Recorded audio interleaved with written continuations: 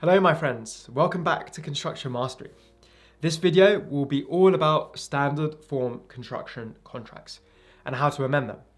So there have been standard forms of building contracts for over 100 years and their use is extremely widespread. There are now numerous forms that the parties to a construction project can choose to adopt, which are published by organizations such as JCT, NEC, ICE, FIDIC, and so on.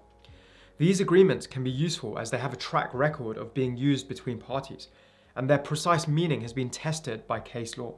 The reason why there are so many standard forms of contract is because of 6 main reasons. Number 1, they all reflect the different procurement methods that now exist. Number 2, the different risk profiles. Number 3, the variety and size of projects. Number 4, the varying demand and expectations from the users and occupiers of the building. Number 5, construction projects are complex, both in terms of the rights and obligations of the employer and the contractor who will be carrying out the works. Number 6, and construction projects are also complex in terms of what will physically occur on site. And remember that construction projects are so unique that they require a new team to build something which has never been built before, with tight budgets and deadlines, and a hell of a lot of risk. Crazy to think of it that way. The standard form contracts like the JCT, NEC and FIDIC that govern these projects and the relationships associated with them therefore need to be clear and certain as to who is doing what, for how much, how it will be done, and who is responsible for the varied and the many risks involved. If you think about everything we just talked about, it would actually be impossible to have one standard form building contract that addresses all the needs of all the different shapes and sizes of construction projects which now exist.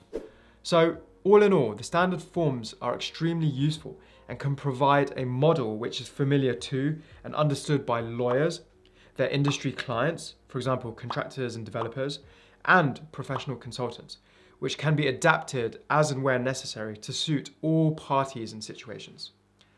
And interestingly, there was an article I read from Turner & Townsend, and they said that their experience shows that standard form contracts offer distinct advantages over bespoke contracts, not only because they are generally easier to follow and apply, but because they provide the numerous time and cost savings due to reductions in negotiation time, risk, and disputes. They then went on and explained 3 main reasons why. They said, number 1, negotiation time, number 2, risk, and number 3, disputes. Let's have a little look at what was said. Number 1, negotiation time, and standard contracts enable the parties to quickly and easily agree to the non-controversial and repetitive aspects of the contract, which are generally 80%, and focus their attention on the remaining 20% that adds value or where there are significant differences of opinion. Number 2, risk. And taking the time to focus on the more controversial aspects of the contract increases commercial awareness and encourages an increasingly balanced approach to risk, along with the capabilities to allocate the risk with the party best able and best placed to manage it.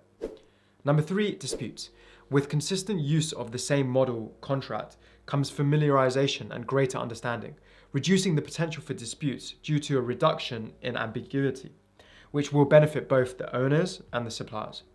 Besides this, standard forms reflect the latest legislation of the jurisdiction within which the contract is operated, are supported by legal procedures and case law, which can aid interpretation and support the development of a balanced approach to risk allocation for both parties. And that, my friends, wraps up the short and sweet video. As always, if you have any questions, drop me an email at hilan@construction-mastery.com.